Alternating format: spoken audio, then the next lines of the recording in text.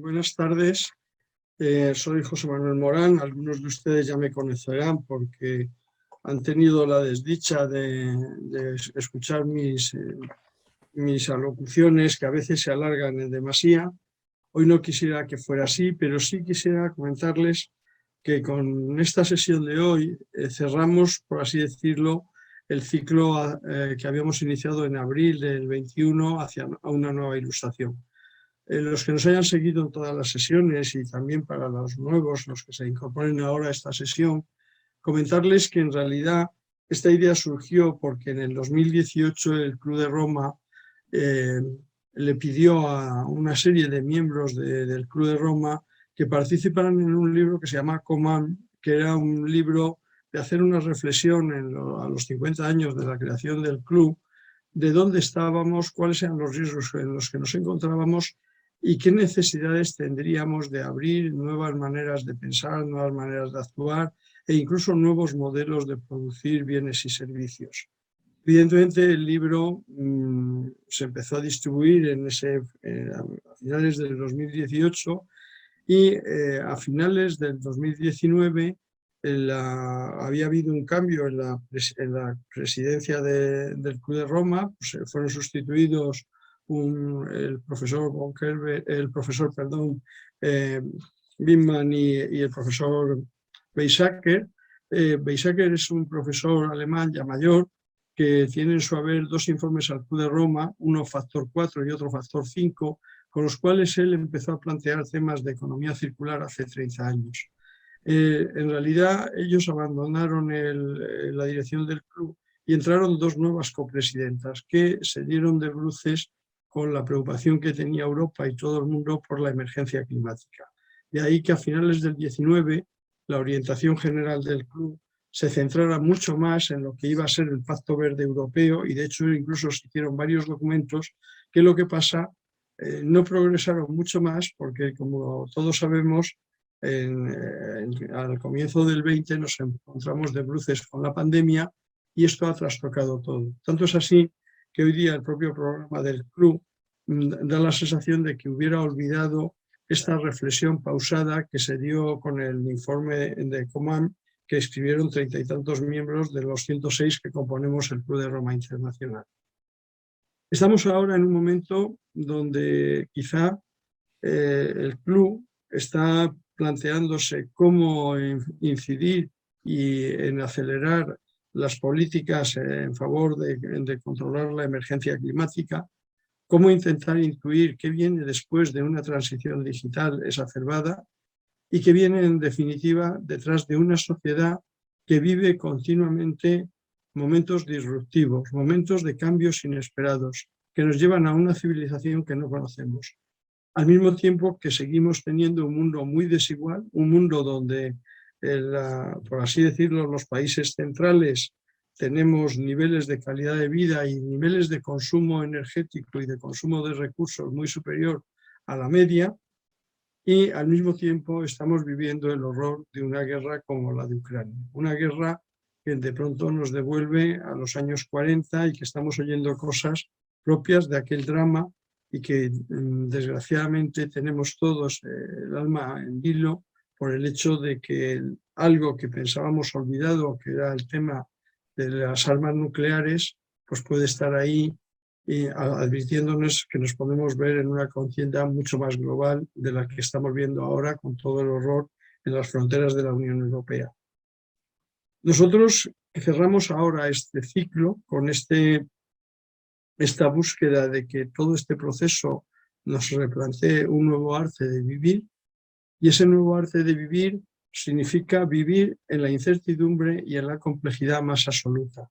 Los niveles de complejidad en que estamos hoy día no tienen nada que ver con los niveles de complejidad que dieron pie a este pequeño informe de los límites al crecimiento. Este librito que a medida que se acerca el 50 aniversario de su edición, los pocos libros que quedan en la red en castellano van subiendo de precio. El otro día busqué para un amigo mío si encontraba un ejemplar y estaba a 145 euros, pero cuando me demoré una semana ya había subido a 190 euros. O sea que quedan pocos, pero bueno, hay en marcha nuevas ediciones, hay una edición en gallego que va a salir pronto en estas fechas y de alguna manera es un informe que nos va a obligar a pensar que estamos en un mundo mucho más complejo, con incertidumbres mucho mayores, con recursos mucho mayores de tipo sociotécnico, pero al mismo tiempo con unas desigualdades todavía mayores que las de en los momentos en que se escribió aquel informe. Porque en aquel momento es cierto que estábamos en un mundo bipolar y en un mundo donde, por ejemplo, China no contaba para nada y hoy día el mundo se nos está desplazando hacia el Pacífico, estamos viviendo una situación de incertidumbre y de falta de referencias que nos alumbren sobre el futuro y por eso este ciclo de hacia una nueva ilustración por lo menos nos ha planteado que tenemos que encontrar nuevas formas de pensar, nuevas formas de incidir socialmente y nuevas formas de participar colectivamente en el progreso de la humanidad. Yo ya me callo, no les hablo más, les agradezco a Ana Carrasco y a Rodrigo Castro que se hayan sumado a esta aventura que empezamos José María Fuster, el profesor Villacañas, que se incorporará más tarde porque lo ha sufrido un imprevisto y no puede llegar, pero con todos ellos y con todos los ponentes y con todos ustedes que nos siguen, estamos abiertos a mantener nuevamente diálogos sobre estos temas y sobre otros temas que de alguna manera son de interés colectivo.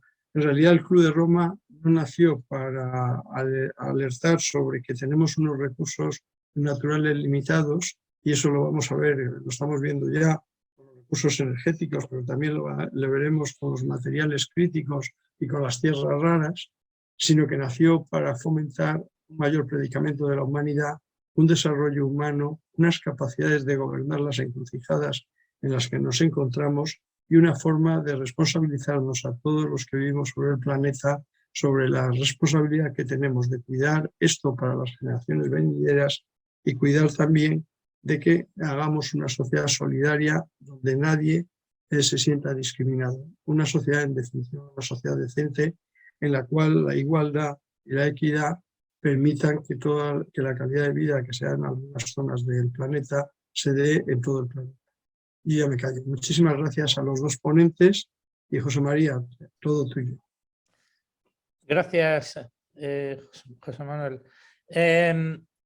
Hoy acabamos el ciclo de Nueva Ilustración que empezó el año pasado y esta es la 7ª sesión y recordemos brevemente que este ciclo parte de una crítica de la ilustración desde la propia ilustración. Y en esta crítica hemos ido viendo un conjunto de problemas que ha generado la ilustración, siendo uno de ellos el problema de la pérdida de control de la técnica, de lo que se llama, digamos, la tecnología o, digamos, la digitalización. Esa pérdida de control de la técnica, de alguna manera, está originada porque la técnica está sometida a una desnuda voluntad de poder. Y esa desnuda voluntad de poder pues, nos da la sensación, nos produce el efecto de que ya no controlamos, ya la tecnología, la técnica, la digitalización, como queramos llamarlo, ya no nos está resolviendo problemas, sino que nos está, digamos, generando el camino al que tenemos que ir sin ningún control. Y por eso hoy vamos a hablar de la necesidad de ir a un nuevo arte de vivir. A un nuevo arte de vivir donde de alguna manera seamos capaces de coger ese control de la técnica, de meter la técnica en una placenta que permite desarrollar nuevos tipos humanos. Y para hablar de esto, contamos hoy con dos ponentes de lujo. En primer lugar, voy a presentar a Ana Carrasco Conde, que es profesora de Filosofía de la Universidad Complutense de Madrid en el Departamento de Filosofía de Sociedad. Ana, además, es investigadora en la Bayerische Akademie der Wissenschaften y además ha estudiado en París y en Múnich.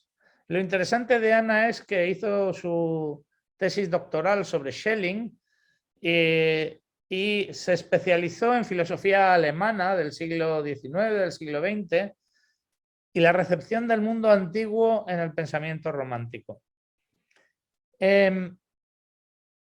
Pero claro, el romanticismo, ahora estamos en una época que tiene un cierto parecido con el romanticismo alemán, no es exactamente igual, y Ana actualmente está trabajando en el problema del mal, el problema del terror, el problema de la destrucción de las identidades, de la crueldad. Ha escrito un libro recientemente que va ya por la 4ª edición, que se llama Decir el mal en Galaxia Gutenberg, y colabora habitualmente con medios de comunicación como la cadena SER, El País, La Marea, etc. Ana, todo tuyo. Bueno, buenas tardes a todos y a ustedes, los que están escuchando esta intervención por Zoom. Son ventajas de lo digital y en este caso espero que la técnica no se nos vaya de madre. Antes de empezar quisiera expresar mi agradecimiento por la invitación, tanto a José Manuel Morán como a José María Fuster, o sea, usted, tú, y a Óscar Rojas, que está un poco mediando para que la técnica no nos coma, y por supuesto mi felicidad, decía antes, por la posibilidad de hablar con mi colega y amigo Rodrigo Castro, algo que nos compartimos departamento y facultad, pero pocas veces hablamos. La presentación que me has hecho apunta a una dirección que me parece que es importante destacar, ¿no? Yo me he especializado en romanticismo, efectivamente, y esta época tiene mucho que ver con el romanticismo. Y de lo que se trata, en esa presentación que ha hecho José Manuel Morán, es de situarnos o intentar entender formas nuevas de situarnos ante la incertidumbre. Y esa incertidumbre tiene que ver con desconfianza hacia el ser humano, cierta vergüenza de especie, sensación de vivir una lenta agonía, un lento ocaso, un agotamiento. Entonces tendría ciertos componentes con el periodo del XIX alemán. Y por eso me parece interesante que en este ciclo, que es justamente hacia una nueva ilustración, se ponga encima de la mesa un instrumento que tiene que ver con la ilustración pero lo abandona. Y ese elemento tiene que ver con lo que los románticos o con lo que los 3 amigos de Tubinga, Hegel, Schelling y Hölderlin llamaron una nueva mitología. Una nueva mitología que tiene que ver con dar nuevos discursos, nuevos contenidos para que el pensamiento pudiera pensar otros modos de habitar. Esto es uno de los elementos importantes, ¿no? A la hora de pensar este problema, yo que tengo esa tendencia a veces demasiado fuerte, académica, he pensado en un título, ¿no? Me dijeron, tienes que hablar sobre la técnica y la vida, ¿no? Y se me ocurrió un título, bueno, luego he preparado un PowerPoint, luego se lo pondré porque quiero poner un vídeo. Lo he titulado Las relaciones posibles entre la técnica y la vida, o sobre el imperativo de nuestro tiempo. Lo que se puede hacer, se debe hacer. Porque me parece interesante que en este componente de la técnica o la tecnología, que es un concepto que hay que discernir muy bien, hay un nuevo imperativo categórico, ¿no? Por seguir un poco esta línea de la ilustración, que es justamente ese. Lo que se puede hacer, se debe hacer. No se puede hablar de la técnica y de la vida, desde luego, sin rescatar esas meditaciones, ese texto de Ortega y Gasset, de la meditación de la técnica del 33, en el que Ortega decía justamente que es uno de los grandes temas que se van a debatir. Y él hablaba del sentido, de las ventajas, de los daños y de los límites de la técnica. Así que ya automáticamente el propio Ortega había señalado ese límite, ese concepto de daño y de límite de la técnica. A la hora de afrontar este problema, solemos identificar tecnología con futuro. Y hasta hace no mucho, todo futuro sin tecnología caía en el lado de una fantasía distópica o incluso utópica, donde el mundo que conocemos, colapsado, había llegado a su fin. No importa de qué signo, positivo o negativo, sea el porvenir imaginado, porque la tecnología y la técnica, luego hablaré sobre ella, desempeña siempre un papel fundamental. O bien nos llevó a la quiebra, en esas distopías, de la sostenibilidad, que parece que es lo que estamos viendo hoy en día, o nos conduce a un mundo sin libertad, que también tendría que ver con ese control que hemos padecido, por ejemplo, en el caso de la pandemia, ¿no? De los controles por el móvil, el control algorítmico y demás. O bien la técnica nos promete un futuro sin enfermedades, donde, por ejemplo, la maldición del orgánico será anulada por los cuerpos maquínicos con los que sueña el transhumanismo. Sin embargo, cuando hablamos de los valores, cuando hablamos de la importancia de la tecnología, cuando hablamos de la perspectiva en la que nos situamos, no deberíamos olvidar una de las reflexiones que introduce Hannah Arendt en un textito precioso que yo recomiendo leer a quien no lo haya hecho, que se llama Algunas cuestiones de filosofía moral. Les voy a leer la cita porque me parece importante. En la vida está siempre en juego algo más que el mantenimiento y la reproducción de los organismos vivos. Lo que está en juego pueden ser cosas muy diferentes: la grandeza y la fama, como en la Grecia anterior a Sócrates, la permanencia de la ciudad, como en la virtud romana, la salud del alma en esta vida, o la salvación del alma en el más allá, la libertad o la justicia o muchas otras cosas, ¿no? Ese es el fin, la cita que les quería leer, el fin de cita, ¿no? La cuestión, por tanto, de un nuevo arte de vivir nos lleva a preguntarnos por cuáles son los valores que hoy en día defendemos y en torno a los cuales vertebramos nuestra existencia. En ese sentido, vuelvo a la reflexión de Ortega. ¿Cuál es el sentido de la técnica? ¿Qué uso le estamos dando? ¿Qué ventajas tiene? ¿Qué daños se está causando y qué límites tiene, ¿no? Y me parece importante porque no hay que utilizar el concepto de técnica como un concepto homogéneo. Creo que todo lo contrario, hay que sacar todas las aristas que pueda tener e incluirle cierta complejidad, ¿no? Aún más complejidad, José Manuel, aunque tú hablabas que vivimos en un mundo complejo, porque es verdad que utilizamos el concepto de técnica como si significara siempre lo mismo, pero es que hay muchas técnicas. Por supuesto que hay una técnica destructiva, una técnica descontrolada, pero también hay una técnica que bien utilizada nos puede ayudar mucho, ¿no? Hay que distinguir entonces técnicas. Una técnica tan básica como el lenguaje, lo que estamos utilizando ahora nosotros. Una técnica tan básica como puede ser la construcción de instrumentos o de herramientas para hacernos la vida un poco mejor, y tendríamos que discutir qué significa la vida un poco mejor. Tendríamos que discutir una técnica o distinguir, perdón, una técnica que vaya dirigida sobre todo al consumismo y a la ganancia económica, que es verdad que a veces se confunde, pero es una técnica distinta. Tenemos que distinguir también una técnica que está orientada a la ciencia. También tenemos que distinguir una técnica que tiene que ver con la digitalización. Son técnicas distintas. Y esto es importante, porque son técnicas distintas en la que, y esto me parece importante destacarlo, la técnica no es neutral. Yo he escuchado muchas veces eso que se dice, que la técnica es neutral. La técnica no es neutral porque toma la forma en la que es orientada desde su diseño, ¿no? Hay un propósito que orienta esa técnica.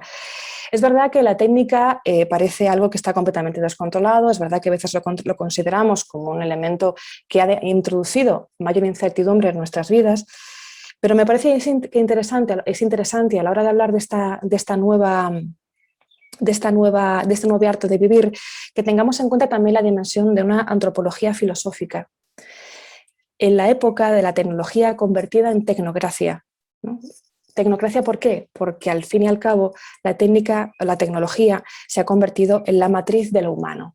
Entonces, claro, José María Fuster señalabas cómo había que generar una nueva matriz con una nueva técnica, pero ¿qué pasa si ha habido una inversión? Y si estamos en una matriz tecnológica que genera un nuevo tipo de humano, un nuevo tipo de relación social, y por tanto, dentro de ese nuevo tipo de humano y nuevo tipo de relación social, ¿cuáles son los valores, sentidos, daños y ventajas que podemos encontrar? ¿Cuáles son los valores que utilizaría Hannah Arendt en ese texto para hablar de aquello por lo que merece la pena luchar? Entonces me parece que, aparte de hacer complejo el concepto de técnica y darle mucho más impacto, habría que pensar si otra técnica es posible, otra definición de técnica.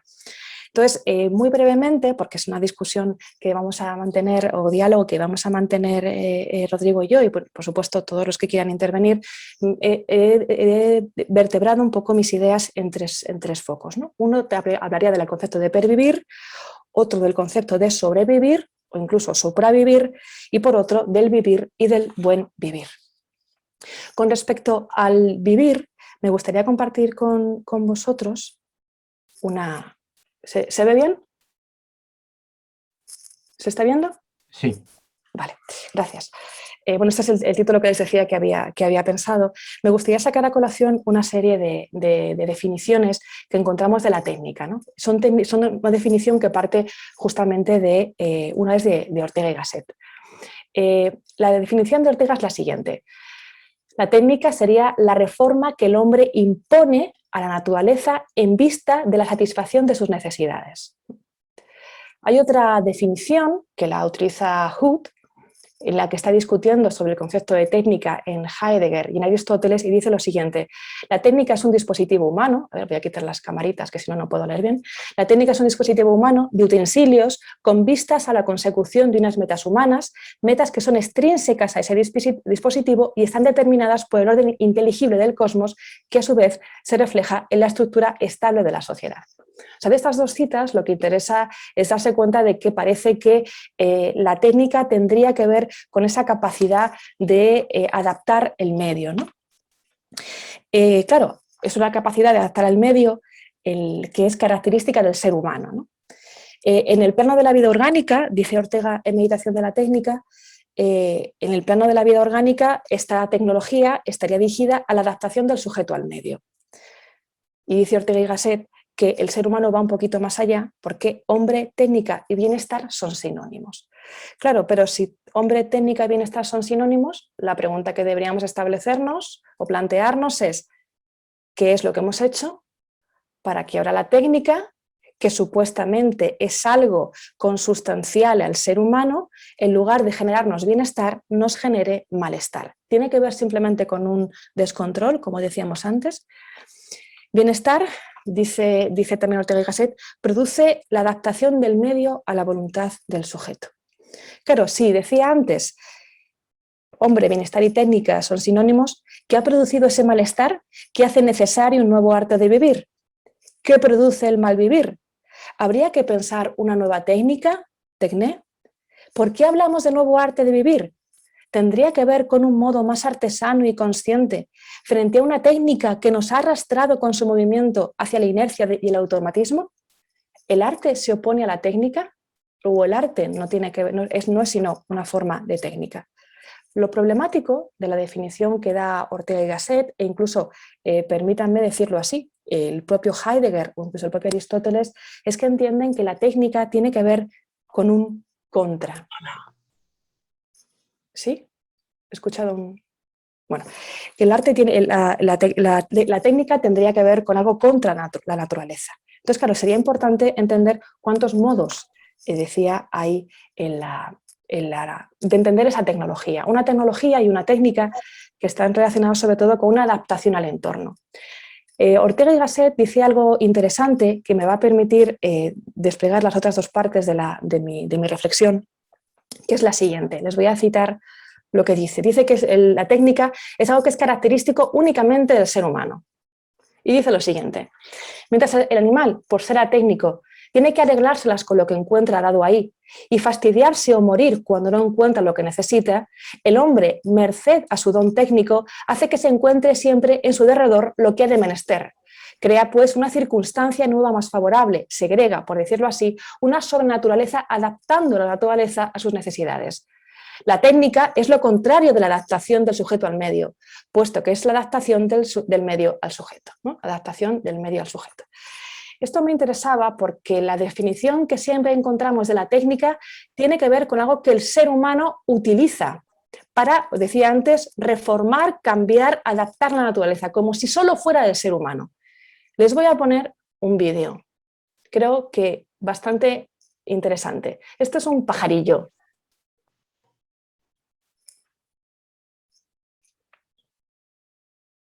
Que está cosiendo unas hojas y está adaptando el medio a su voluntad.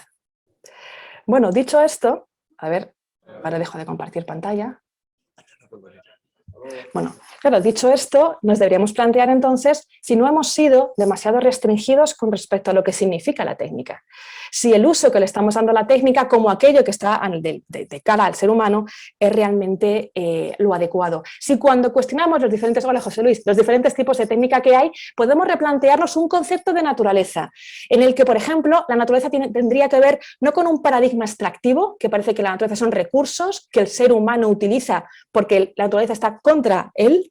También deberíamos plantearnos una noción de sujeto que usa la técnica, y eliminamos además el concepto de interdependencia del ser humano con respecto al medio, algo que, por cierto, también llevaría a una fórmula del malestar. Y también, decía antes, una noción de técnica que no está relacionada con contra la naturaleza, sino con un aprovechar los recursos naturales, pero sin explotación, sino con respeto y, por decirlo con Spinoza, con pasiones alegres, ¿no? Nos llevaría esa idea a utilizar un tipo de técnica no basada en un paradigma extractivo, sino en otro tipo de paradigma, un paradigma más basado en sinergias. La segunda parte, sobrevivir, y veo que me estoy yendo de tiempo, un poquito, ¿verdad? Pero soy breve para poder seguir la discusión, tendría que ver con el concepto que ya no, la naturaleza no tendría que ver entonces con un pervivir o con un adaptar como característica del ser humano la naturaleza a su voluntad extrayendo cosas, sino que hay una forma de utilizar la técnica que es más adaptativa y que es posible y que no respondería a esa definición dada por Ortega. Y la segunda parte tendría que ver con este sobrevivir que os decía antes, ¿no? Claro, tendría que ver este sobrevivir con que en realidad, si nos damos cuenta, en la presentación que ha hecho antes el profesor Fuster, hablábamos desde luego que parece que el ser humano ha perdido el control sobre la técnica o sobre la tecnología, y esto nos llevaría a algo muy característico de la sensación de incertidumbre y de agotamiento y de sensación de descontrol que tenemos, ¿no? Y es que el nuevo sujeto de la historia es la tecnología, no es el ser humano, ¿no? No es que haya una matriz humana que codije la tecnología, sino que se ha producido una inversión. Es la tecnología la que produce un tipo de ser humano, como decía antes, ¿no? Hay un texto de Anders que se llama La obsolescencia del hombre, que alguno de ustedes conocerá, que dice lo siguiente. En un aforismo molúsico se dice que si fuéramos sinceros no rezaríamos «danos hoy nuestro pan cotidiano», sino «danos hoy nuestra hambre cotidiana, para que sí quede garantizada a diario la fabricación del pan».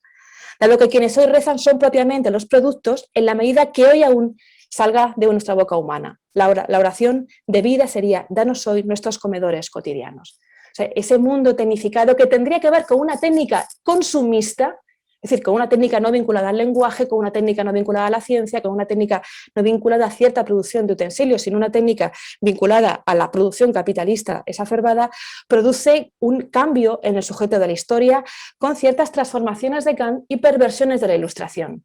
Que esto me parece que es interesante, ¿no? Porque Kant había sostenido que no se puede utilizar a ningún hombre como medio, es decir, como un instrumento. Si bien es cierto que, según afirma él mismo en este pasaje, lo que uno quiere o sobre lo que tiene el poder puede utilizarse como medio, excepto el hombre, que podría utilizarse a los animales como medio. Quizá entonces el problema es este problema de medio y este concepto de tecnología. La perversión de Kant, en la que el ser humano se ha convertido en medio de un sistema cuyo sujeto es la tecnología basada, decía antes, en el consumismo y no en la adaptación al medio, sino en la obtención de ganancia económica, ha llevado al desarrollo de varios imperativos que desemboca en nuevos valores. Por ejemplo, el nuevo imperativo de nuestra sociedad sería el siguiente: lo que se puede hacer, se debe hacer, ¿no? El actual sistema de producción tiene su propio entonces imperativo categórico, ¿no? Lo posible es generalmente aceptado como lo obligatorio y lo que se puede hacer se identifica con lo que se debe hacer. Esto a nivel humano tiene una consecuencia clara, que hemos de hacer continuamente lo que podemos hacer. No debemos perder tiempo, debemos producir, pero no para adaptarnos al entorno, a la naturaleza, sino para adaptarnos a un sistema que nos está trocolando. Esta sensación, esta lógica invertida, va a generar además sentimiento de movimiento, de perder el sentido, de inercia, de automatismos, en lo que además no solo no podemos o no nos está permitido dejar de producir lo que podemos producir, sino también no nos está permitido no utilizarlo, ¿no? La obligatoriedad, hay una obligatoriedad de la tecnología que se impone. Hablamos de sistemas democráticos, y me parece estupendo, pero ¿vivimos en sociedades democráticas allí donde las instituciones nos obligan necesariamente a utilizar técnica y tecnología? ¿Eso es una adaptación del ser humano a su entorno? ¿O es la técnica la que está troquelando entonces relaciones institucionales y relaciones humanas? Este movimiento, esta inversión y esta perversión de la ilustración ha generado que se confundan objetivos con propósitos, fines con sentidos, lo cómodo con lo mejor, el progreso con el crecimiento. El ser humano se identifica como algo defectuoso que solo puede ser reconducido por la tecnología, que no tiene error. La máquina no se confunde y no tiene responsabilidad, pero en cambio el usuario que estaba detrás sí la tiene. Se confunde rapidez con eficiencia, la pereza con la pausa. Hay una falta de resistencia a la frustración, una impaciencia hacia los tiempos humanos, ¿no? Sí, hay también una idea de querer tiempo o necesitar tiempo y hacer las cosas rápidas. Pero claro, hacer las cosas rápido para invertirlo ¿en qué? Y esta es la gran inversión de la ilustración, que la tecnología, tal y como ha sido utilizada para sacar de nosotros como medio el máximo beneficio, ha hecho caer el hombre en la minoría de edad. Porque ya no es el médico o el cura quien dice qué hacer, sino los algoritmos y los dispositivos económicos, ¿no? Esto me parece que es interesante destacarlo, ¿no? Se fuerza además paradójicamente la idea de que el ser humano es incapaz y se ve abrumado ante la técnica. Para ir acabando, para dejar hablar a Rodrigo y poder tener discusión, en la última parte me parece que es importante hablar del vivir, y un vivir que no esté relacionado tanto con un volver a pensar la ilustración, sino con rescatar una nueva mitología, como decía antes, que es algo muy del romanticismo, ¿no? Soportar la incertidumbre, y lanzo estas ideas porque me gustaría que discutiéramos sobre ella después, no tiene que ver con esa adaptación que se está haciendo del estoicismo en nuestros tiempos, ¿no? En tiempos de incertidumbre parece que el estoicismo es la señal. Creo que la función importante es volver a construir comunidad y a incentivar las relaciones humanas. Y eso solo puede venir dado con una educación estética, solo puede venir dado con nuevos mitos en los que, por utilizar este concepto de nueva mitología que aparece ya en Herder, se generen nuevos relatos en los que el ser humano se dé cuenta de que otra técnica es posible sin demonizarla, y que también se dé cuenta de que el ser humano no es deficiente o es malo por naturaleza, o hay cierta sensación de que hagamos lo que hagamos, vamos a ir hacia el colapso, ¿no? O sea, que podemos tener un control de la técnica construyendo otra técnica diferente, más acorde con un vivir humano. Y dicho esto me callo, que llevo hablando muchísimo. Muchas gracias, Ana. Muy interesante tu exposición. Salen muchas preguntas que dejamos para después. Y ahora vamos a dar paso a Rodrigo Castro Orellana, que es profesor titular del Departamento de Filosofía y Sociedad de la Facultad de Filosofía de la Complutense. En concreto, es el subdirector del departamento. Está especializado en historia de la filosofía contemporánea, filosofía política, pensamiento iberoamericano y estudios postcoloniales. Es un Foucaultiano, es subdirector del departamento, es fundador y director ejecutivo de la Red Iberoamericana de Foucault, y también, como Ana, ha escrito libros. El último libro, que todavía no ha salido, que está a punto de salir y que recomendamos, es Dispositivos neoliberales y resistencia, y saldrá en la editorial Herder. Adelante, Rodrigo. Buenas tardes. En primer lugar, mi agradecimiento al Club de Roma, la invitación a José Manuel Morán, a José María Fuster, también a José Luis, un saludo. Muy contento, como decía Ana, de que podamos compartir esta oportunidad. Ana se refería no a que no hablemos nunca en la facultad o en el departamento, sino a que nunca hemos coincidido aquí, en un espacio como este, ¿eh? Bueno. Claro, que quede claro. Claro, que quede claro. Bueno, yo he preparado unas páginas, una reflexión que voy a compartir con vosotros y que gira alrededor fundamentalmente de este concepto de arte de vivir. La expresión arte de vivir aparece por primera vez entre los griegos varios siglos antes de nuestra era.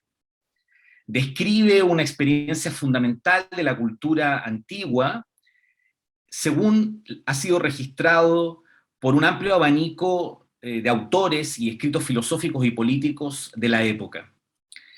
Por ejemplo, en las disertaciones por Arriano de Epícteto se puede encontrar el siguiente pasaje, cito: «Así como para el carpintero la materia es la madera, y para el escultor el bronce, el arte de vivir, de igual modo, tiene por materia la vida de cada cual». Fin de la cita. Esta idea de una tecné peribión, es decir, de una técnica o un arte que se aplicaría a la vida, se inscribe en una extensa y compleja tradición que atraviesa toda la antigüedad grecorromana y que se refleja en una extensa literatura que aborda la cuestión de la forma en que el sujeto tendría que conducirse a sí mismo. Se trata del problema de la construcción de un modo de vida que aspira a alcanzar la temperancia y la tranquilidad en la relación con uno mismo, sofrosiné. Un ideal que alcanzará su máximo punto de desarrollo en el periodo helenístico romano y que desaparece en cierta medida a lo largo de los siglos posteriores. De hecho, los dos conceptos clave que constituyen la expresión tecné peribión, las nociones de técnica y vida, han llegado hasta nosotros con una connotación completamente distinta. En la experiencia antigua, la tecné no se encuentra ligada exclusivamente al conocimiento y la destreza en la producción de los objetos, sino que forma parte de una práctica vinculada a la configuración del sujeto a partir de una afirmación de la libertad y de la verdad. Esto último nos permite observar que las aproximaciones a Grecia realizadas desde las filosofías de Heidegger y Foucault pueden ser convergentes en algunos aspectos, pero obedecen a objetivos contrapuestos.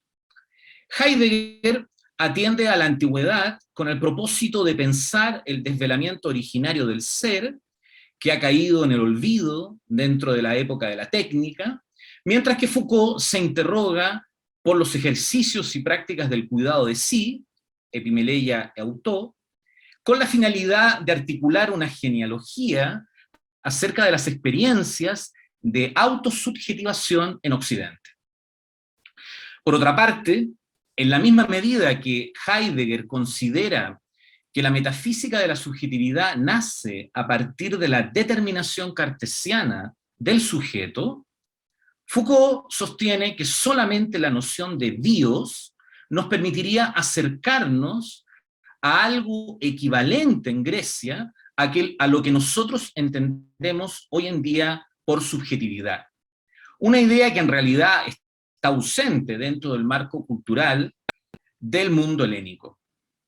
Nuestro criterio de calificación de la subjetividad está constituido, según el autor francés, por tres aspectos fundamentales. La relación con un más allá, en primer lugar, una operación de conversión definitiva del sí mismo, en segundo término, y, por último, una verdad profunda e interior que se asume como basamento de la experiencia.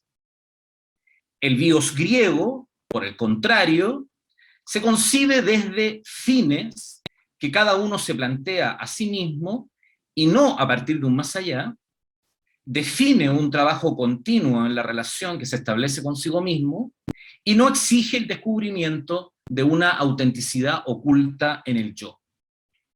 En este punto resulta fundamental distinguir entre los términos griegos sen o zoe, y bios. Ambos verbos pueden ser traducidos como vivir, zoe y bios. Pero el primero, zoe, se refiere a la condición de ser vivo. Y el segundo, bios, a la manera de llevar adelante la vida. Es decir, se trataría de la diferencia entre la propiedad de estar vivo, que le pertenece a los organismos, y la vida tal como uno mismo puede hacerla o modelarla. La tecné peridion se referiría entonces a la vida que resulta modificada de una manera racional por el propio sujeto. Esto último implica la existencia como condición previa de un espacio de libertad que permita al individuo desplegar una específica construcción de su propia vida.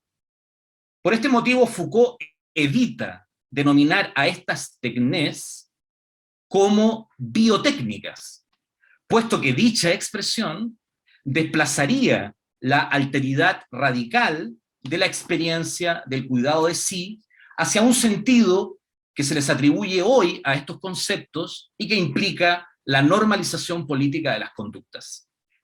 De ahí que el pensador francés opte por la expresión técnicas del sí mismo o tecnologías del yo, algo que le permite establecer la distancia que nos separaría de los griegos, pero también identificar la pervivencia de aspectos de la tradición clásica del arte de vivir a través de los siglos. En el cuarto volumen de la Historia de la Sexualidad, Las Confesiones de la Carne, Foucault describe la continuidad que existiría entre la moral grecorromana de los placeres y la experiencia de la carne en el cristianismo primitivo. Muchos aspectos de las tecné peridion del mundo pagano habrían sido reintegrados en la ascética cristiana, que se configura alrededor de las inquietudes acerca de la penitencia, la confesión, el deseo concupiscente, la dirección de conciencia o el poder pastoral. Esta recodificación del arte de vivir, que se produce principalmente entre los siglos III y IV, no tendría como novedad la irrupción de un nuevo marco de prohibiciones, puesto que la ética antigua no se encuentra exenta de severidad y restricción. El cambio tiene que ver más bien con una transformación en el vínculo con la verdad que establece el sujeto. En tal sentido, el examen de conciencia, las prácticas de ayuno, la importancia de un maestro en la actividad de autoconfiguración, la renuncia y la obediencia a una regla, no son aspectos novedosos de las tecnés cristianas. La novedad reside en la inscripción de estas prácticas dentro de una obligación de decir la verdad sobre uno mismo, descubrir la verdad de sí y de su propia impureza. El cristianismo reorienta la finalidad del arte de vivir desde la búsqueda de una inserción equilibrada y armoniosa en el orden inmanente hacia el esclarecimiento de la verdad del propio sujeto como condición para el acceso a la verdad trascendente del ser. De hecho, este es el trabajo hermenéutico que se espera que el sujeto establezca consigo mismo dentro de la práctica cristiana de la dirección de conciencia, una interrogación acerca de lo que se es con el propósito de orientar la vida hacia la salvación. Esta modalidad de ejercicio espiritual fundamenta la vida monacal, situándola en una secuencia histórica cuyo punto de partida está en la comprensión helénica de la filosofía como método de formación de una nueva manera de vivir y percibir el mundo, como un intento de transformación del hombre. Según Pierre Hadot, no será hasta la aparición de la escolástica que la filosofía se verá despojada de esta íntima vinculación con un arte de vivir para ser reducida al rango de mera sirvienta teórica de la teología. Sin embargo, esto no significa que las técnicas espirituales ligadas a la autosubjetivación desaparezcan con el desarrollo del mundo medieval. Estas formas de la vida espiritual se conservan a través del tiempo, por ejemplo, en el ámbito de la mística y la moral cristianas, y van a reaparecer de modos heterogéneos durante la modernidad. Descartes las utilizará de una forma completamente diferente en el proyecto de una meditación filosófica que debería servir como fundamento del conocimiento. La pregunta acerca de la verdad del propio pensamiento, la duda dirigida a las ilusiones que atraviesan al sujeto, podría considerarse como la recodificación de una antigua técnica de sí. Foucault también interpretó de esta manera la pregunta kantiana por la Ilustración. En la interrogante del filósofo alemán acerca de qué singulariza este presente que nos está correspondiendo vivir, subyacería la descripción de una actitud, de un específico modo de ser en relación con la verdad, cuya divisa es atreverse a saber. La Ilustración sería entonces más una tarea que un hecho histórico. Es decir, su condición fundamental residiría en el desafío para el sujeto de configurar un ethos, una forma particular de relación con uno mismo que tendría que caracterizarse por un ejercicio crítico que impida todo tutelaje. Así pues, resulta posible advertir diversos rastros en la modernidad de formas de producción de la propia vida a partir de una cierta relación con la verdad. La militancia revolucionaria de los siglos XIX y XX, por ejemplo, fue mucho más que la simple adscripción doctrinaria a un proyecto político. Supuso un estilo de vida en donde la ruptura con ciertos hábitos y valores, la clandestinidad y el poner la propia existencia en peligro, pretendían dar testimonio de una verdad. Algo similar podría decirse acerca de la vida de artista entre los siglos XVIII y XIX, como expresión de la capacidad del arte de dar a la existencia una forma verdadera. No obstante, no necesariamente todas las tecnologías del yo son prácticas de la libertad. El propio Foucault se interesó en identificar, por ejemplo, cómo los discursos científicos sobre la sexualidad habrían contribuido a forjar un modo de relación del sujeto con su propio deseo, atravesado de componentes normativos y de exigencias vinculadas a la producción de una verdad interior. Los poderes tendrían la capacidad de penetrar los cuerpos, colonizando el ámbito en que el sujeto define una manera de relacionarse consigo mismo. En este contexto, es relevante, en mi opinión, observar que cuando Foucault estudia en el curso Nacimiento de la Biopolítica el sistema de racionalidad del neoliberalismo norteamericano, focaliza su análisis en la teoría del capital humano de Gary Becker. La importancia de este enfoque residiría en que abre la posibilidad de reinterpretar un dominio de la realidad humana que hasta ese momento había estado inexplorado en términos económicos: la relación que el sujeto establece consigo mismo. Esto significa que el sujeto comienza a aparecer ante sí mismo como una empresa o como una suma de potencialidades que pueden ser objeto de una gestión económica. Emerge entonces una nueva lógica del trabajo que resulta decisiva para la producción del orden hegemónico neoliberal. Laval y Dardot, en su ensayo sobre la sociedad neoliberal, La nueva razón del mundo, señalan que este nuevo Homo economicus ya no trata solo de proyectarse en el futuro y calcular sus ganancias y costes, sino que busca especialmente trabajar sobre sí mismo con el fin de volverse cada vez más eficaz. De ahí la relevancia de ideas como la formación continua a lo largo de toda la vida, la empleabilidad y la transformación del trabajo en el medio fundamental de la realización de sí. La totalidad de la vida se convierte en recursos administrables que ofrecerían la oportunidad de incrementar el rendimiento. De este modo, la subjetividad es subsumida por completo en el management de sí mismo.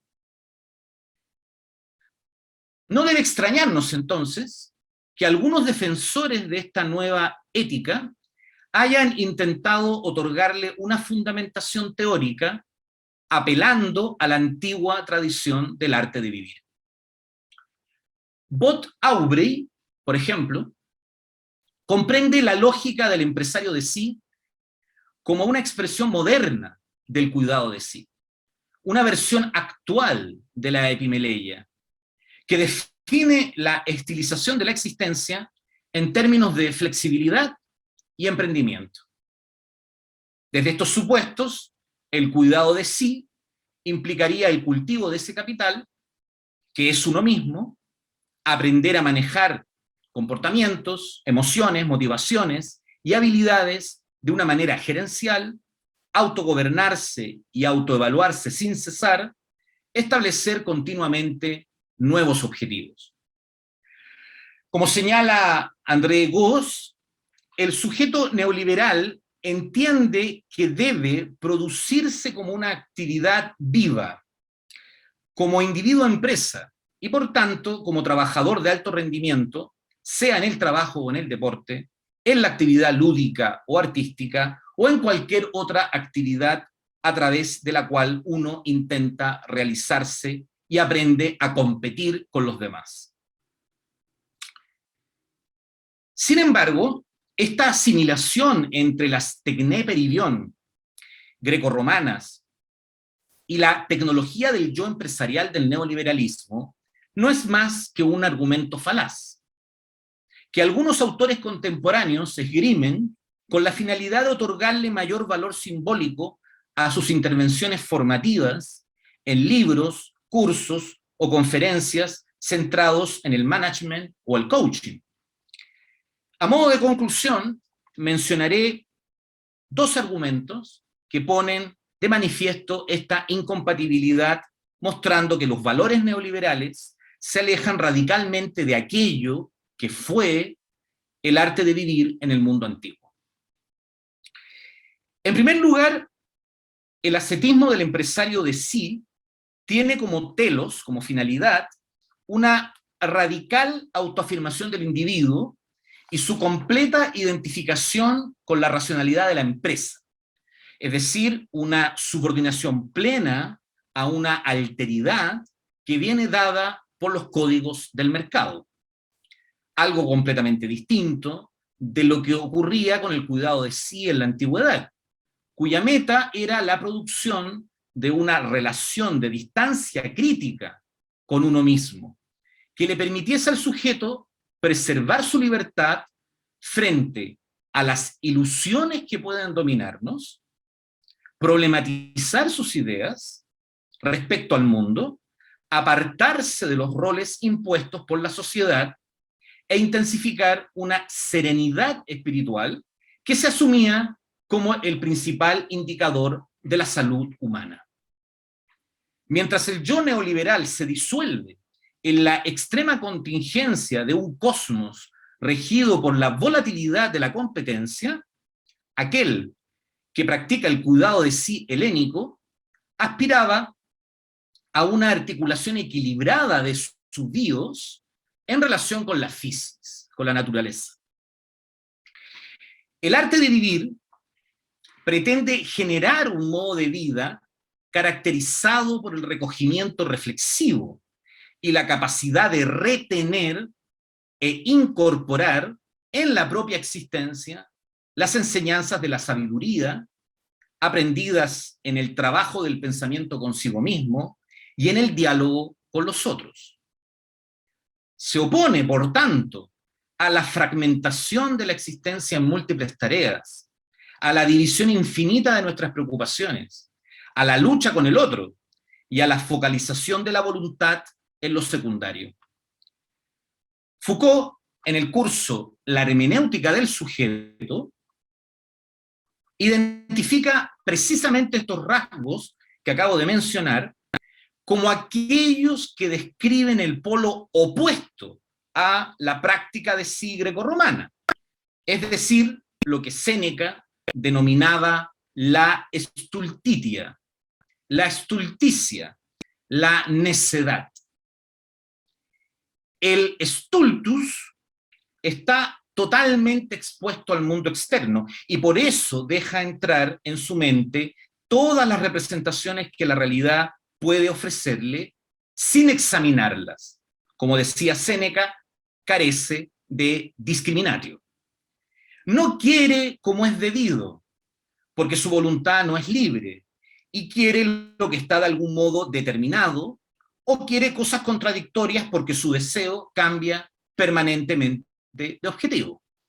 De esta forma se convierte en alguien disperso en el tiempo, no se acuerda de nada, no rememora lo que merece recordarse y no puede enfrentar el futuro con una mínima serenidad.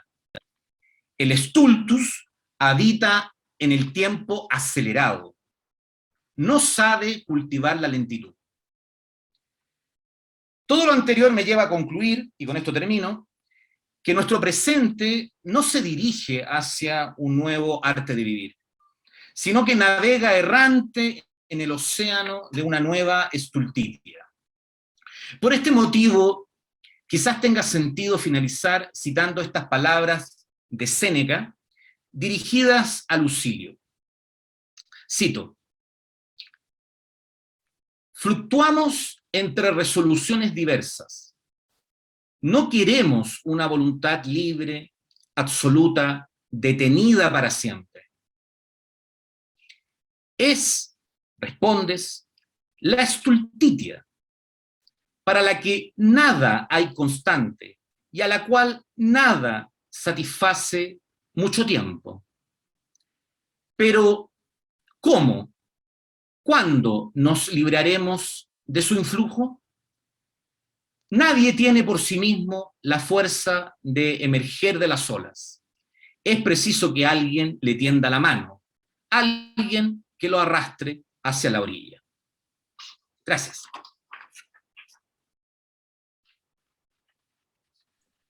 Gracias, Rodrigo. Bueno, vamos a empezar el turno de preguntas. La primera pregunta la hace Edita Olaizola, va dirigida a Ana. Lo que se puede hacer, se debe hacer. Si es así, ¿sería éticamente aceptable utilizar a los animales como medios? Bueno, gracias por la pregunta. Claro, yo estaba hablando continuamente de una perversión de ciertos valores ilustrados y en este caso entendemos que asumimos ese imperativo de deber hacer lo que podemos hacer, pero eso no nos legitima para hacerlo. Es como si ese imperativo se hubiera convertido en un super yo perverso que interioriza al sujeto. Pero que se haya interiorizado ese elemento de que debo hacer lo que puedo hacer, cosa que vemos, por ejemplo, con la técnica, parece que no tenemos límite, decía antes, aunque depende también de la técnica, o de cómo nos explotamos continuamente, porque parece que podemos ir más allá, porque podemos, no significa, sin embargo, que sea un imperativo categórico, que sea positivo, es todo lo contrario, es la inversión de eso, entonces no estaría, por supuesto, legitimado. Lo que estaría legitimado, y aquí veo kantianos en la sala, así que lo voy a soltar así, cuando el propio Kant habla de que el ser humano no puede ser medio, pero sí otros elementos, para Kant sí que habría entonces una posibilidad de convertir a los animales en un medio. O sea, Kant yo creo que sí que se podría justificar por ahí. Esto que veo por aquí kantianos, como os decía, luego me caneáis un poquito, ¿no? Pero desde el punto de vista de este imperativo perverso que he sacado, por supuesto, lo justificaría, pero no está legitimado, como decía antes. O sea, habría que desarticular esa idea. Gracias, Ana. Manuel Malagón pregunta, también a Ana, por favor, ¿podría hacer la profesora un apunte sobre la pérdida de sentido? Bueno, pues también gracias por la pregunta. Claro, creo que uno de los grandes problemas que vivimos y que tiene que ver también con la presentación que hacía José Manuel Moral es que actualmente el ser humano siente que ha perdido el sentido. Claro, la pregunta es, ¿qué maneras de vivir hay hoy? Claro, el panorama que nos ha dado Rodrigo es terrible. ¿Qué panoramas hay de vivir hoy? ¿Qué maneras de vivir queremos? ¿Y por qué no lo llevamos a cabo? Y me parece que es importante darnos cuenta de que aquello que tendría que ver con el sentido no es una meta que se alcance. El sentido es lo que te acompaña, el sentido es lo que da significado a la vida.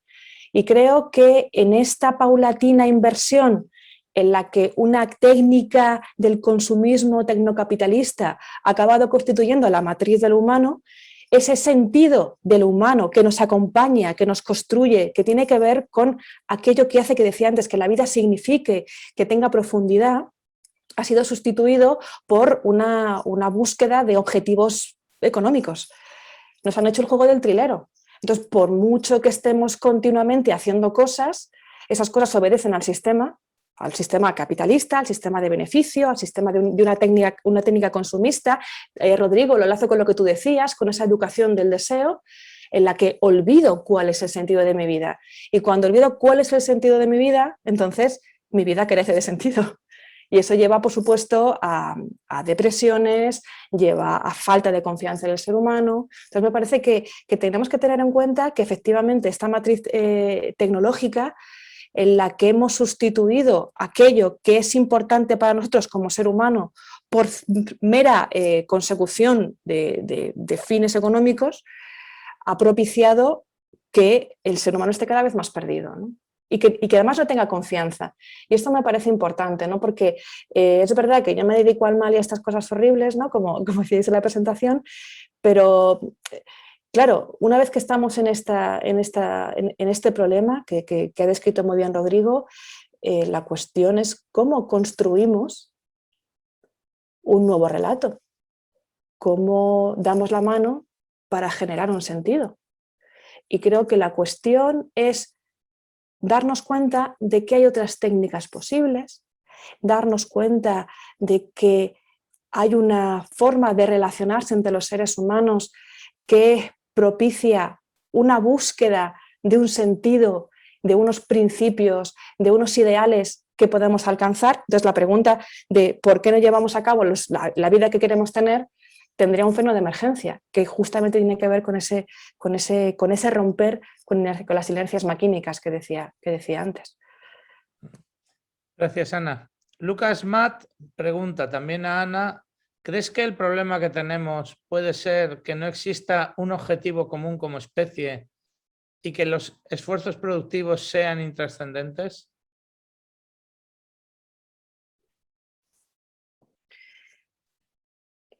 Es que la pregunta, gracias por la pregunta, es realmente complicada porque no tenemos objetivos comunes. La cuestión es que yo creo que sí tenemos objetivos comunes. Sí los tenemos. El problema, y me remito otra vez a la fantástica ponencia de Rodrigo, es que estamos fragmentados. Han fragmentado la comunidad. Que está, insisto, este tipo de técnica que está orientada a la consecución de beneficios a costa nuestra, que nos utiliza como medios, genera un desgarro. Porque si os dais cuenta, sobre todo a partir de Ucrania, a partir de la pandemia, a partir de ese buque que se quedó encallado, atravesado en el canal de Suez, ¿os acordáis? Que eso colapsó toda la economía, entendemos que a nivel tecnológico, a nivel consumista, a nivel tecnocapitalista, como decía antes, hay una interrelación y una interdependencia. Y así funciona el sistema económico. Pero a nivel individual se construyen identidades en las que hay muchos individuos, hay mucho individualismo, pero no hay individuos. Queremos objetivos, pero como el sistema económico quiere que giremos en ruedas para consumir más, nos separen y no nos saben y no nos permiten relacionarnos de otra manera, ¿no? Entonces creo que el problema no es el objetivo común. El problema es que no sabemos comunicarnos, que nos han desposeído de esa posibilidad, ¿no? Que nos han quitado las herramientas, que es lo que me parece lo importante. Que además hay un discurso, como decía antes, que tiene que ver con pesimismo de especie, con que el ser humano es malo por naturaleza, que somos todos unos egoístas. Se da todo ese peso, pero no se da peso a una forma de relacionarse diferente, que tiene que ver con ese pajarillo que os ponía antes en el vídeo, ¿no? Que se relaciona distinto, que no es extractivo, que es colaborativo, ¿no? Gracias, Ana. Elmus Torres pregunta, también para Ana, ¿por qué no pensaste una perspectiva relacional de la técnica? ¿Qué lugar queda para la agencia desde tu perspectiva? Bueno, gracias por la pregunta, Edmund. Si me la haces, o si me la hace, le trato de usted, es porque no me he debido explicar bien. El concepto de técnica que estaba, ya sabéis que he intentado abrir el melón de la técnica, porque hay diferentes tipos de técnicas, y nos enfrentaría a una técnica que partiría un poco de esa definición que daba Ortega, que tiene que ver, José Luis, te lo has perdido, me he metido con Ortega y Gasset. Hoy estoy, ay. Ortega y Gasset en ese texto que habla de contra la naturaleza, ¿no? En el que el ser humano se enfrenta al entorno. Y me parece interesante que ese tipo de contextos tiene que ver con una concepción de sometimiento y de explotación de la naturaleza. Y lo que intentaba contraponer, poniendo ese vídeo del pajarito, que desmonta un poco también la teoría de Ortega, de que los animales no tienen técnica, de que se adaptan al entorno, ese pajarito se adaptaba con su técnica a una forma de paradigma sinérgico, a una relación distinta con la naturaleza, con pasiones alegres. Entonces creo que la técnica es siempre relacional. La cuestión es que si la utilizamos para los beneficios, esa técnica consumista decía antes, si la utilizamos para los beneficios del sistema, produce cada vez más daño y cada vez más malestar. Pero si cambiamos la definición y nos damos cuenta que la técnica tendría que ver con pasiones alegres, con potenciar en lugar de depotenciar, estaríamos en otro ámbito distinto. Y además en un ámbito, lo voy a decir así, de mayor confianza en el ser humano, de mayor comprensión de que somos seres interdependientes a nivel humano, pero también con otros animales y incluso con el entorno, ¿no? Entonces, si no ha quedado claro, desde luego la perspectiva que yo intento subrayar siempre es generar comunidad y darnos cuenta de la dimensión relacional de la técnica. Gracias, Ana. Ahora ya le toca por fin a Rodrigo. Edita Olaizola le pregunta, ¿gerenciarse a sí mismo está relacionado con el NAG de McClelland?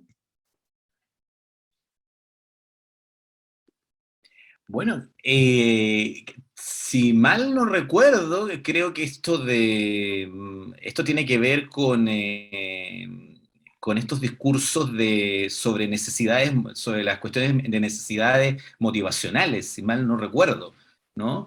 Es decir, con temas de logro, ¿no? De la importancia de ciertas capacidades para tener influencia.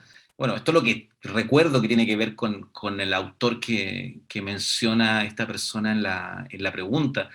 Pues lo que podría decir es que pues yo he intentado en la parte final de mi intervención, pues fundamentalmente hacerme cargo de alguna manera de una serie de discursos, ¿no? que están muy en sintonía con la lógica característica de la racionalidad neoliberal, como el coaching, el management, también estos discursos motivacionales, ¿no? y que me llamaba poderosamente la atención, pues remiten en algunos casos, o apelan en algunos casos, a esta tradición o a este concepto del arte de vivir que tiene tanta relevancia en el mundo antiguo, ¿no? Y mostrar sobre todo la enorme contraposición que hay en realidad, ¿no? entre una lógica y la otra, ¿no? Entonces diría frente a la pregunta que claro, que lo que he dicho pretende estar relacionado también con esos discursos, esos análisis sobre cuestiones de necesidades y de motivación que serían relevantes, ¿no?, para el logro de las metas, ¿no?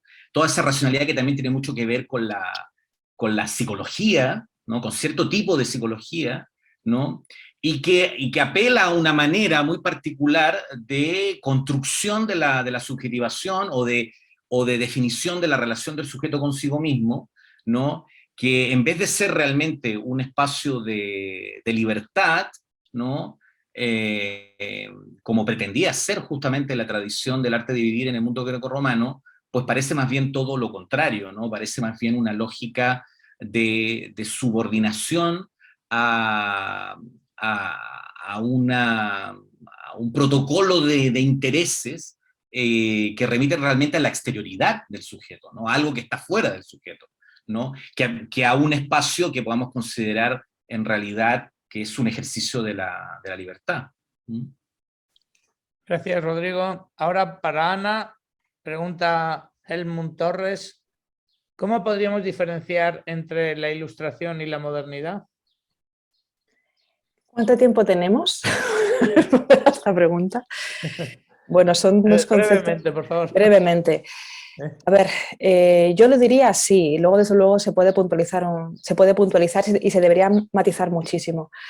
Creo que la ilustración, bueno, empiezo al revés. Creo que la modernidad es el momento en el que el propio sujeto es consciente de que hay un desfondamiento dentro de sí mismo, es consciente de una forma de pérdida con respecto a otros modos, es consciente de una ruptura, aunque aún no sabe muy bien qué es lo que ha perdido, pero sabe que hay una ruptura, por eso intenta mediar entre lo lógico y lo ilógico, racional y irracional, razón y sentimiento, ¿no? Siempre está un poco en esas dos dimensiones, y la ilustración yo creo que siendo también una conciencia rota, no es consciente de la ruptura.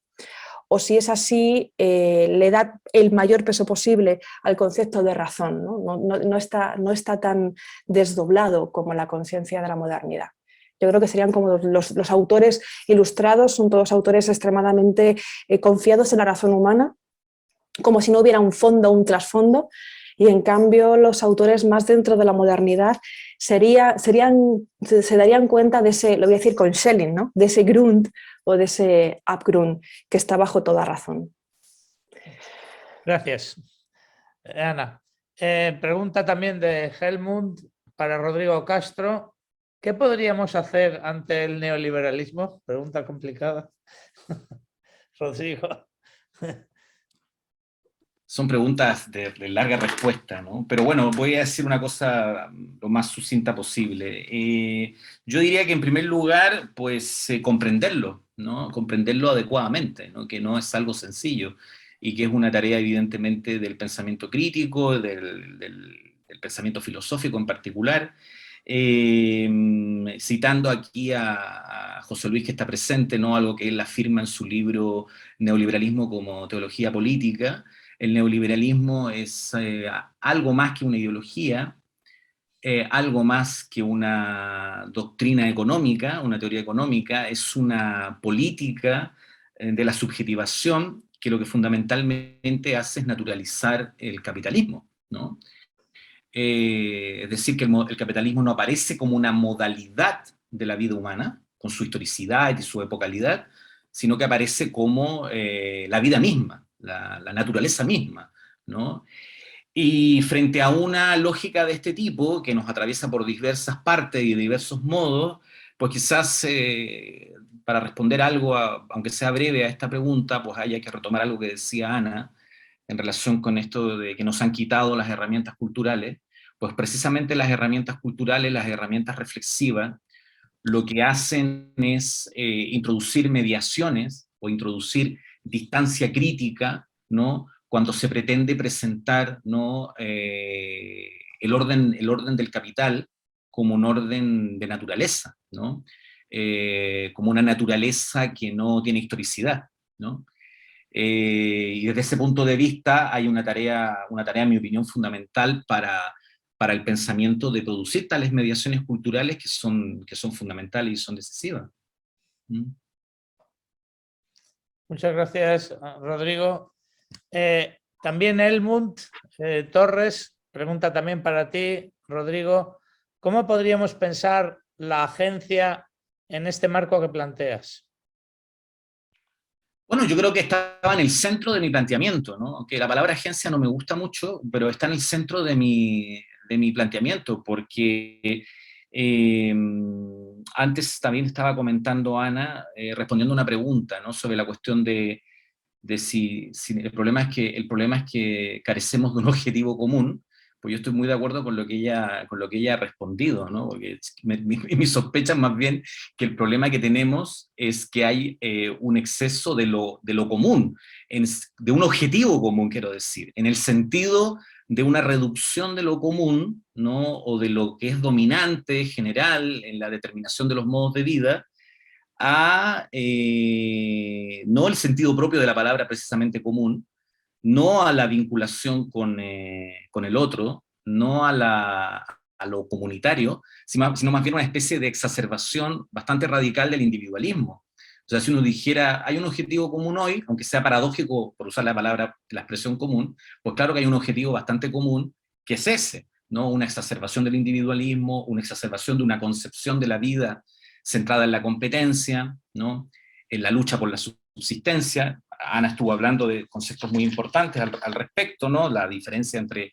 pervivir, sobrevivir, vivir, ¿no? Yo creo que ahí hay una clave relevante respecto justamente a una comprensión de la existencia como espacio de lucha. Eso es lo que se determina hoy como lo común, ¿no? Entonces, frente a eso, pues lo que he intentado sugerir, sin tampoco entrar en una reivindicación un poco ciega de las tradiciones del mundo antiguo, que evidentemente tienen sus limitaciones importantes, lo que he tratado de subrayar es la relevancia que tiene para esa práctica justamente del cuidado de sí grecorromano, la relación con el otro, ¿no?, la vinculación con el otro, ¿no? De hecho, lo que Séneca quiere decir en esta frase que cité al final, ¿no?, esto de la necesidad de alguien que te lleve a la orilla, que te haga llegar a la orilla cuando estás en medio del océano, de que alguien que te extienda la mano, pues Séneca se está refiriendo evidentemente a la figura del otro, ¿no?, a la necesidad de una apertura de relación con el otro como elemento clave, ¿no?, para superar ese estado de la estultitia que se caracteriza precisamente por una desconexión, por una incapacidad de establecer relaciones significativas, no solamente con el mundo y con uno mismo, sino también con los demás. Muy bien, muchas gracias, Rodrigo. Hay una persona que dice que no puede poner su pregunta, la estoy buscando, que es Ana Gascón, y pregunta: ¿la dominación de la técnica frente al humanismo y su bienestar con el medio natural, así como el excesivo protagonismo de la partitocracia, son, desde mi punto de vista, dos obstáculos actuales al objetivo de felicidad humana y su medio natural? ¿Qué opinión tenéis y qué se puede hacer al respecto como individuo? Es para los dos. Podéis, Ana o Rodrigo, el que queráis. Bueno, la pregunta, bueno, la agradezco, pero se las trae también, ¿eh? Son preguntas muy interesantes. Fíjese que la propia formulación de la pregunta tiene un problema de suyo, la dominación de la técnica. Y eso me lleva a una de las reflexiones que yo planteaba. El hecho, al principio, que utilizamos el concepto de técnica como si solo tuviera un sentido o solo hubiera una forma de técnica. Una técnica tiene que ver con el lenguaje, una técnica tiene que ver con una adaptación sostenible con el entorno, una técnica que tendría que ver con esa sinergia que yo proponía antes. Entonces, quizá, ciertamente, estamos muy cegados en la idea de poder dominar la técnica. O, por ejemplo, estamos pensando, por poner un ejemplo más asentado, ¿no? Estamos pensando ahora con la crisis climática en nuevas formas de energía o fuentes renovables y las consideramos desde un paradigma que es extractivo. El sol no se agota, ¿no? Extraemos algo. De forma que estamos muy enfocados a esa dirección y entonces generalmente se produce, por supuesto, es un clima de infelicidad como usted señala, ¿no?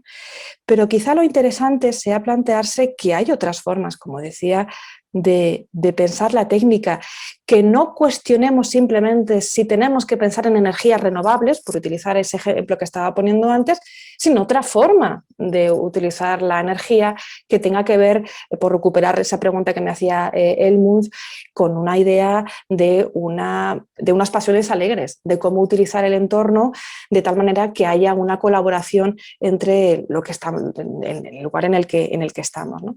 Entonces, efectivamente, creo que tenemos un problema con la técnica. Creo que otro motivo de malestar con respecto a la técnica tal y como la estamos entendiendo de forma muy parcial y muy sencilla y muy simple, ¿no?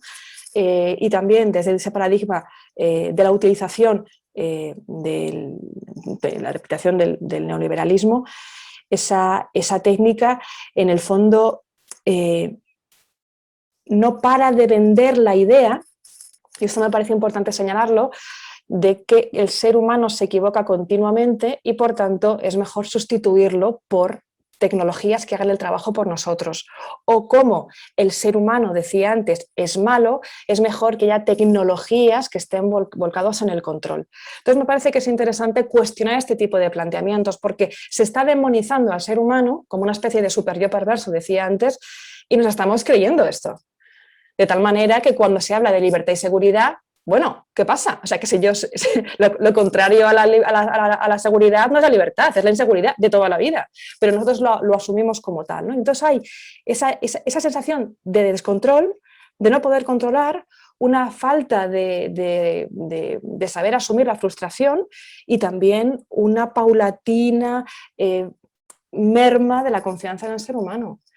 Entonces yo creo que eso se está convirtiendo en un clima perfecto para el mayor de los totalitarismos, que esto también sería algo que se podría discutir después.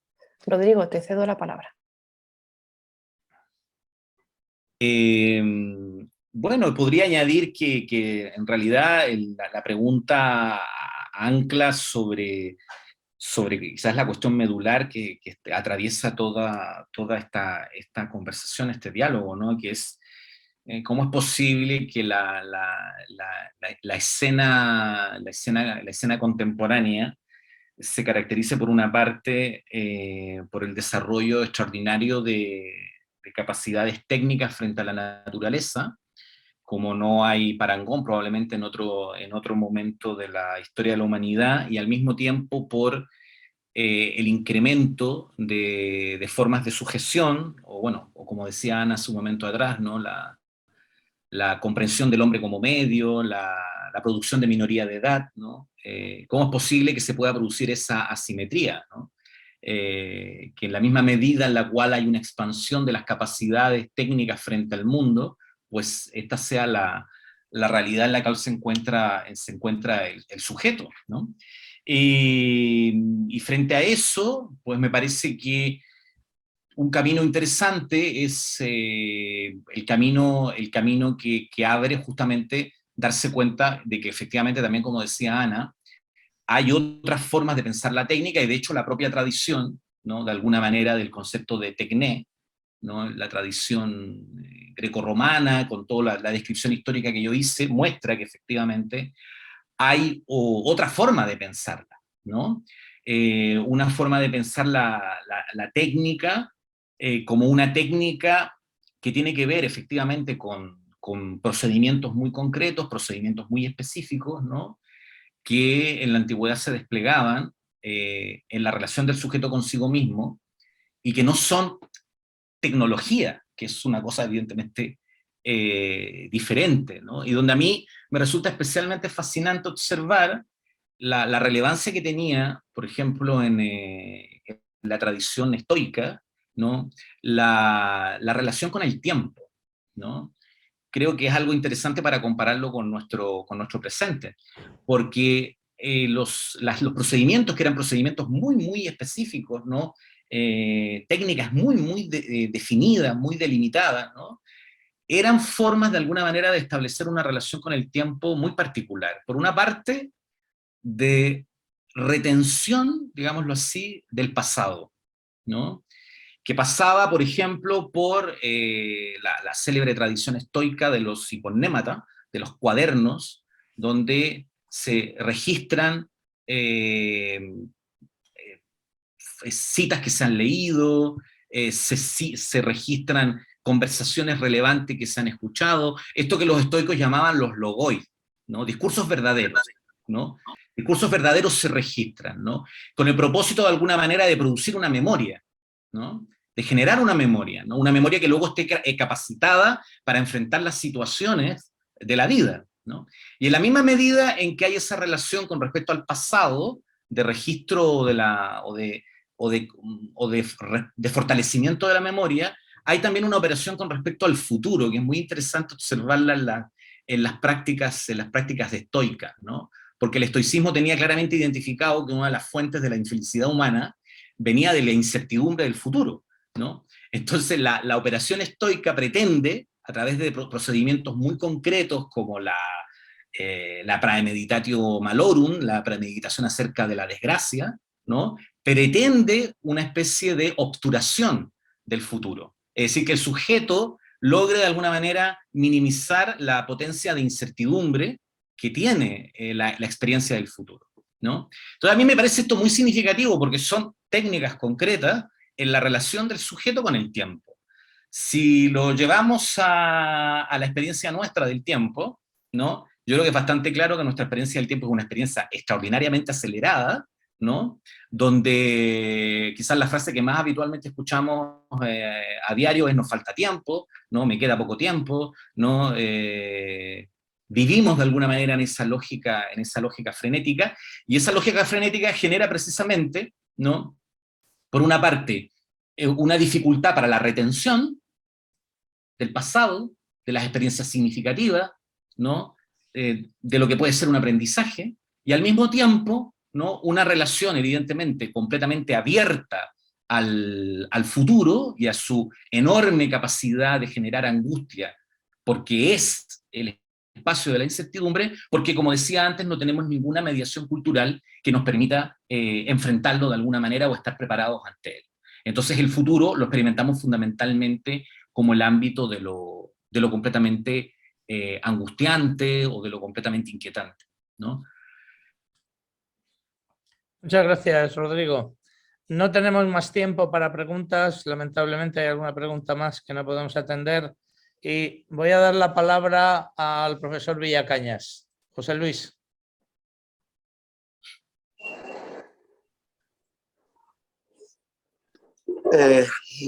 No sé si se me entiende, ¿se me oye? Sí, sí, se te oye.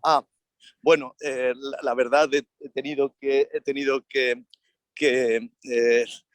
asistir de una manera bastante accidentada a esta sesión, fundamentalmente relacionada con el hecho de que tenía clase, en fin, y me gustaría ante todo, ¿no?, felicitar a mis dos queridos colegas por las intervenciones que han tenido y efectivamente mostrar, ¿no?, que el tema del arte de vivir es un tema muy complicado y que permanece abierto, ¿no?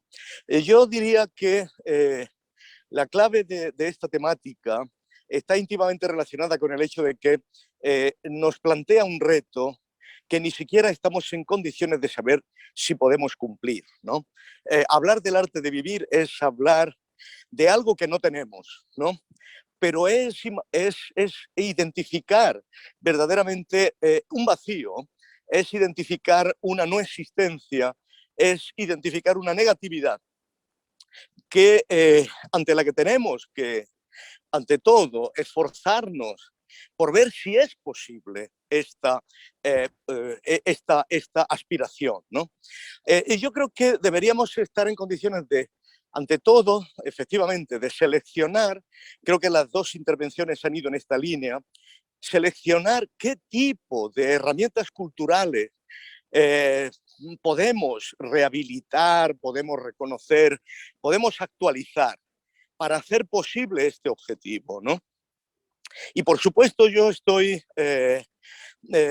convencido de que dentro de esas herramientas culturales, por supuesto, el tema de la educación estética es muy importante, lo ha señalado Ana, y el tema de la educación estética vinculado a una problemática que para mí es fundamental, que es la problemática de la forma, ¿no?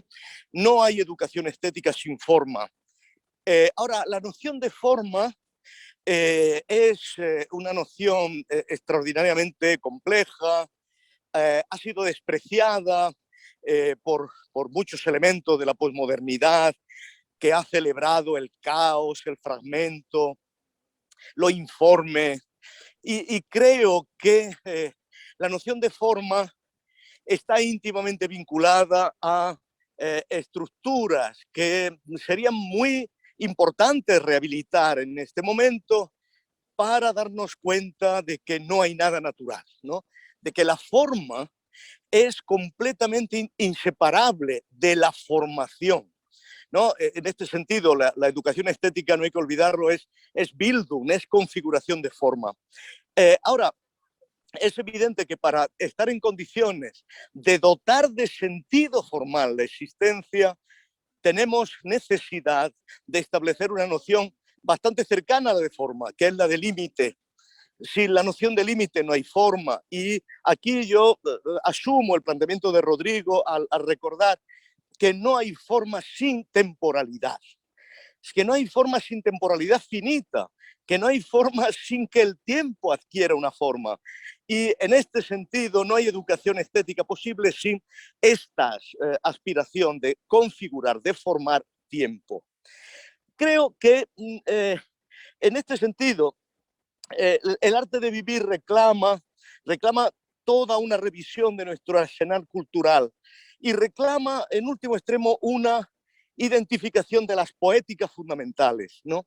Las poéticas fundamentales son decisivas para darnos cuenta de que no habrá un arte de vivir, no habrá solo un arte de vivir, que el ejercicio de la configuración del arte de vivir es un ejercicio de libertad, porque no hay una única forma, no hay una única poética.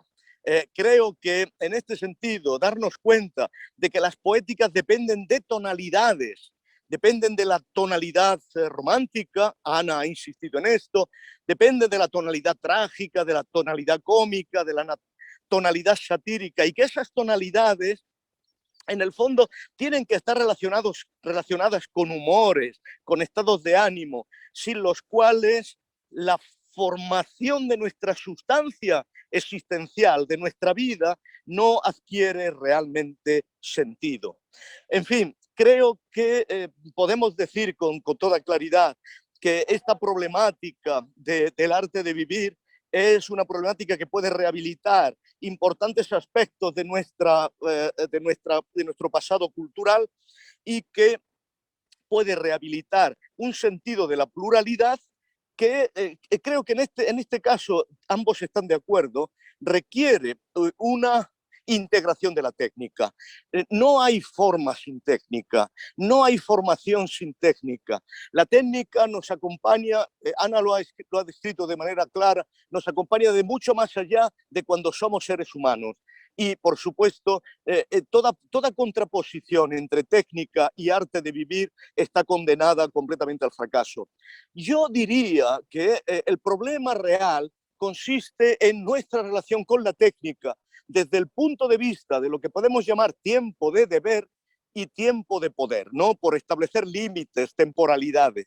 El tiempo de deber de la técnica efectivamente nos impone su imperativo, pero el tiempo de poder es, creo, aquello que está en condiciones de determinar los fines, por supuesto, humanizados, los fines de relaciones humanas en los que entramos mediante el dominio mismo de la técnica. Ahora, es evidente que si no estamos en condiciones de ordenar medianamente esas relaciones humanas, por lo tanto superando lo que se ha descrito de individualismo, de relación humana igual a competencia, etcétera, etcétera, no estaremos nunca verdaderamente en condiciones de usar el tiempo de poder, el tiempo de la experiencia de empoderamiento, de relación temporal con nuestros propios fines de una manera clara. Y para eso, obviamente, tenemos necesidad de aprender los viejos saberes de la delegación, los viejos saberes de la confianza, los viejos saberes de la finitud, los viejos saberes en los que mantenemos, contenemos claramente la pulsionalidad de querer hacerlo todo nosotros mismos, etcétera, etcétera. En suma, no creo que exista arte de vivir si no estamos en condiciones de formalizar lo informe. Y no nos engañemos, lo informe más profundo que alberga el ser humano es su propia pulsionalidad, ¿no? Y en este sentido creo que no hay arte de vivir sin el autoconocimiento mínimo de nuestra propia pulsionalidad y su limitación. Y creo que esto podría darnos nueva confianza, esa nueva confianza que dice Ana en el ser humano y que pasa por no hacerse también una ilusión desmedida acerca de que las pulsiones lleven por sí mismo a la confianza y a las pasiones alegres, ¿no? Las pulsiones pueden llevar a la confianza y por lo tanto a las pulsiones alegres en la medida en que sean ciertamente dirigidas y controladas, ¿no? Y creo que en este sentido podemos decir que la ilustración, como el sapere aude, como atrévete a saber aquello que albergas, ¿no? Que es peligroso o que puede ser indomable o que puede ser informe, es todavía un buen lema para una ilustración que en cierto modo es inacabada, pero que no puede concebirse en una ruptura radical con su propio pasado. Gracias. Gracias, José Luis. ¿Quieres despedir, José Manuel? Solo decir que yo no debiera asistir a este tipo de seminarios porque compruebo mi ignorancia, la constato día a día, pero constato también que nos planteáis temas que nos obligan a seguir hablando. La lucha de se toma las complejidades. cercanías para Sí. Atocha, ¿no? Sí. Entonces esa situación obliga a que para el próximo curso tengamos que repensar muchos de los temas. Yo creo que no somos conscientes todavía y esta vez cuando estamos preparando el medio siglo de los límites al crecimiento, uno descubre que en aquel momento las interacciones que se atrevieron a hacer con unos principios de ingeniería de sistemas trataban de relacionar alimentación, población, industrialización, contaminación y recursos naturales. Hoy día, el hacer un modelo de esa naturaleza tendría muchísimos miles más de variables que esos 5, pero luego jugamos con otro problema. El problema es que la rapidez de las innovaciones técnicas es de tal naturaleza, y lo estamos viendo en los avances biomédicos, es de tal naturaleza que hace imposible pararse a pensar un momento cuáles podrían ser los caminos para salir de las encrucijadas en las que estamos. Y este es el verdadero problema que tenemos todos, no solo el capítulo español del Club de Roma, no solo el propio Club de Roma, y es que esas incertidumbres son grandes, pero es que además esas incertidumbres en un mundo superacelerado y en un mundo que ha definido modelos que de pronto porque se atasque un barco en el canal de Suez se ven lo frágiles que son, porque lo habéis mencionado, o sea, basta aquello para darse cuenta que los modelos de globalización y de just in time que habíamos diseñado y que nos parecían maravillosos porque nos permitían traer un tornillo desde Shanghái a Alicante muy fácilmente, de pronto aquello bastó para demostrar que vivíamos en un mundo absolutamente frágil e inseguro y que no teníamos ninguna capacidad de respuesta ante esos colapsos. Esto en el 68 y en el 72 no eran conscientes de la gravedad del problema, de la aceleración, la interactividad de los factores, la complejidad que tiene las velocidades que cada uno de ellos por sí solo adquiere y que modifica inmediatamente los escenarios, y no eran capaces de darse cuenta que a su vez los humanos, que hemos avanzado muchísimo en los avances sociotécnicos a los que nos hemos referido, somos realmente mucho más frágiles ahora, o por lo menos tenemos mucha más conciencia de nuestra fragilidad.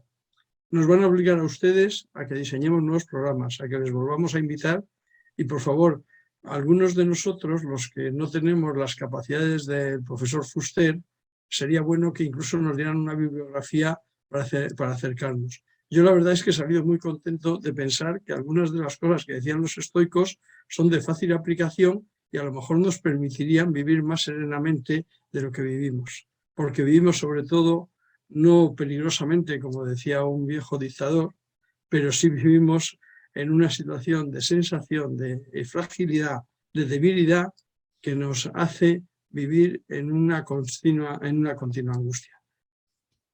Como cerramos aquí el ciclo, disfruten del verano, no se me angustien, relájense y piensen que a veces el no hacer nada es una cosa importante para recuperar la humanidad.